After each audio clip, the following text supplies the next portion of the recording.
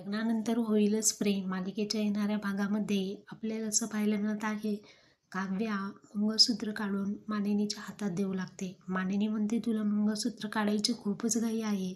लग्नापूर्वीचे प्रेमसंबंधाच्या ज्या गाठी असतात त्या लग्नानंतर सोडायच्या असतात.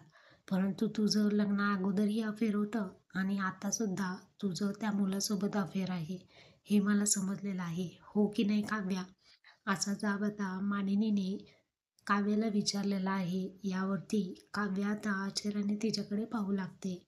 तर काव्याचं उत्तर काय असेल आणि या गोंधळामधून काव्या कशी सुटेल?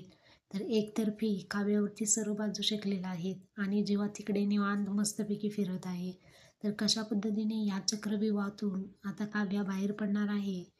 काव्य आणि जेव्हा यांचा नातेसंबंध अशा पद्धतीने समोर येईल, हे काव्यालाही वाटलं नव्हतं. तर काव्यासाठी काय सजेशन द्याल प्रेक्षकांनो? कमेंटमध्ये सांगा.